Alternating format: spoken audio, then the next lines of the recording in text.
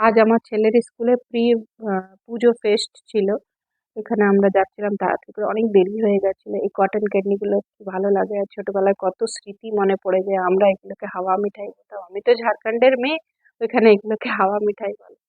আমার ছেলের স্কুলে এই অনুষ্ঠানটা প্রত্যেক বছরই রাখে। ওদের হাতে কাজ করা জিনিস সমস্ত ওরা খাবারের স্টল লাগায়, অনুষ্ঠান করে, বাচ্চারা নিজেরাই গান করে, নানান ধরনের গেম খেলে। এই গেমটা আমার ভীষণ ভালো লাগছিল। আমি বললাম, তুই খেলো, প্রথমবার তো বুঝতে পারছে না কোথায় হাত রাখি কোথায় পা রাখি।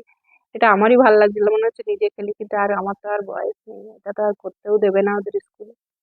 তুই খেল, তোকে দেখি, আমার ভাল লাগছে। তারপরে আরেকটা গেম খেললো, দুটো গেম খেললো। এই গেমটাও পারতো, কিন্তু যাই হোক, ওরা তাড়াহুড়ো করার জন্য বলে বলে বলে বলে দিচ্ছে ম্যামরা। এটা অন্য স্কুল থেকে বোধহয় স্টলটা বসিয়েছে, এটা অন্য প্রত্যেকটা স্কুল থেকে আলাদা আলাদা এসে এই স্টল, গেমের স্টল গুলো বসিয়েছিল। ওরা ভীষণ এনজয় করেছে, এই গেমটা খেলে জিতেছে, তাই প্রাইজ একটা বই হাতে। গান হচ্ছিল, অনুষ্ঠান হচ্ছিল, আমি বসে বসে দেখছিলাম।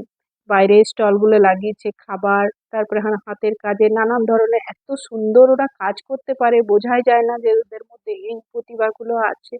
স্পেশাল চাইল্ড হয়ে এত গুণ, আমাদের মধ্যেও এই গুণগুলো ছিল না। কোথাও বাইরে থেকে কেউ এসেছিল বোধহয়, সে গান গাইছিল, আর আমি বসে বসে সেলফি পোজ